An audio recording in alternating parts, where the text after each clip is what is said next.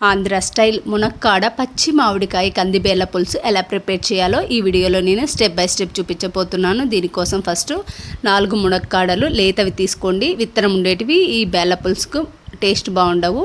వీడియోలో చూపిస్తున్న విధంగా అంత సైజు కట్ చేసుకోండి. తొక్క తీసుకొని ఒక 50 గ్రామ్స్ పచ్చిశనగపప్పు, 4 టమాటాలు కట్ చేసి పెట్టుకోండి. కడిగి 2 పుల్లటి పచ్చి మామిడికాయలు కట్ చేసి పెట్టుకున్నాను.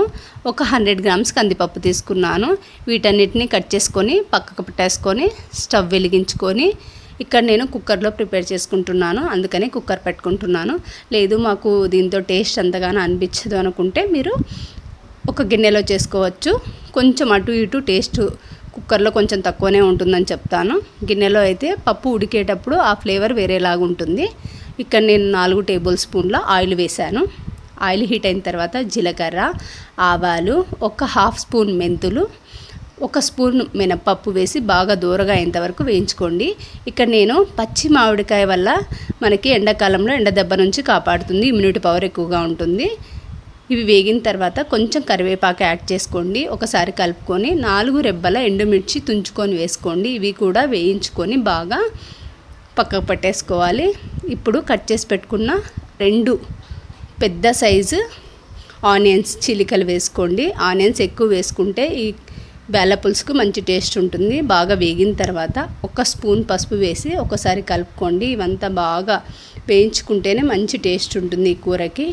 ఇలా వీడియోలో చూపిస్తున్న విధంగా బాగా కలుపుకోండి. ఇలా కలుపుకున్న తర్వాత ఇవి వేగినాక నేను వెల్లుల్లి రెబ్బలు రోట్లో దంచుకొని ఒక 6 వెల్లుల్లి రెబ్బలు దంచి వేశాను. ఇలా దంచి వేసుకుంటేనే మంచి టేస్ట్ ఉంటుంది. ఇవి వేగినాక ఇందాక చూపించాను కదా 100 గ్రామ్స్ కందిపప్పు కడిగి అవి కూడా యాడ్ చేసుకున్నాను. దీంతో పాటే పచ్చిశనగపప్పు కూడా కడిగేసి వేసుకొని బాగా కలుపుకోండి.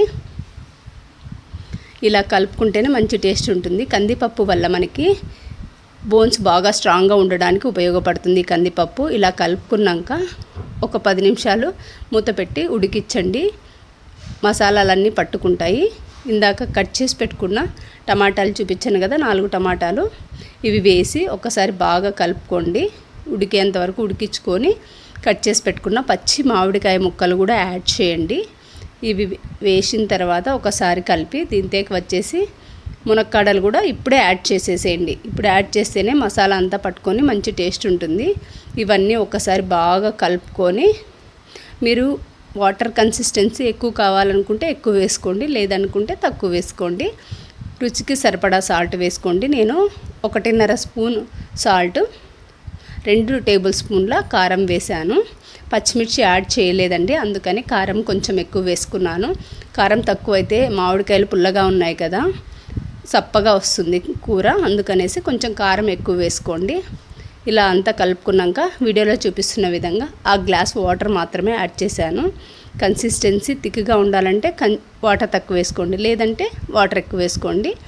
కుక్కర్ మూత పెట్టి మీడియం ఫ్లేమ్లో 3 విజిల్స్ రానిచ్చుకొని మూత తీస్తే ఇలా బాగా కుక్ అయి ఉంటుంది. ఇలా కుక్ అయిన తర్వాత ఇంతేకి నేను మసాలాలు వచ్చేసి నువ్వుల పొడి, పల్లీల పొడి యాడ్ చేశాను 2 టేబుల్ స్పూన్లు. అలా యాడ్ చేసినాక స్టవ్ని సిమ్లో పెట్టుకొని ఒక 2 నిమిషాలు కుక్ చేసుకొని వేడి రాగి ముద్దలోకి కానీ రైస్లోకి కానీ చపాతీలోకి కానీ తీసుకుంటే చాలా టేస్టీగా ఉంటుంది. అంతే అండి, ఎంతో సింపుల్ టేస్టీ ఆంధ్ర స్టైల్ మునక్కాడ పచ్చి మామిడికాయ కంది బేళ్ళ పులుసు రెడీ అయిపోయింది.